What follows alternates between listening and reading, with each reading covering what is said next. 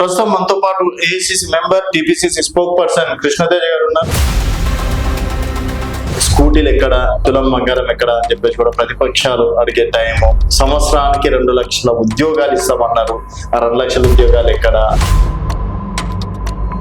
ఏం జరుగుతుంది సార్? ఏం పాలన నడిపిస్తున్నారు అనుకోవచ్చు? ఉచిత ఆటో బస్ ప్రయాణమే కానివ్వండి, మరి ఆ రాజీవ్ ఆరోగ్యశ్రీని మళ్ళీ ఆ లిమిట్ ని పెంచడమే కానివ్వండి, మరి 200 యూనిట్లకు ఉచిత కరెంటే కానివ్వండి, రైతు భరోసా కానివ్వండి, ఇలా అనేక పథకాలు బడ్జెట్ అనుకూలంగా ప్రజల పైన భారం పడకుండా ఉన్న పథకాలు కొనసాగించుకుంటూ ఒక దీర్ఘకాలికంగా భయంతో మా ముఖ్యమంత్రి గారు ముందుకెళ్తున్నారు. కాంగ్రెస్ పార్టీ ఏం చెప్పింది? ప్రజాస్వామ్యం యొక్క పాలన చెప్పినాము.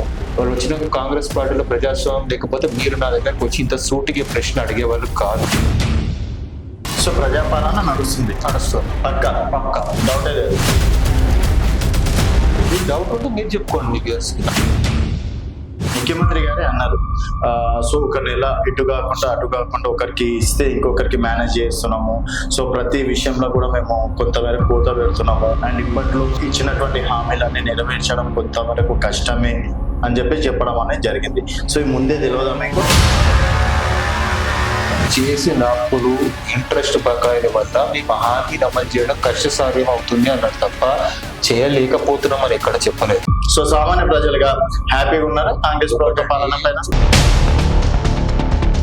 సింపుల్ సామాన్యంగా మాట్లాడుకోమంటారు కాబట్టి సింపుల్ ఎగ్జాంపుల్ చెప్తాను. ఓకే. గత ప్రభుత్వంలో రియల్ ఎస్టేట్ ఉన్నట్టు, లేని ధరలు ఉన్నట్టు ఆర్టిఫిషియల్ భూమి తెచ్చి ఎట్లా చిత్రీకరించి లేపినారో మీకు తెలుసు, నాకు తెలుసు, అందరికీ తెలుసు.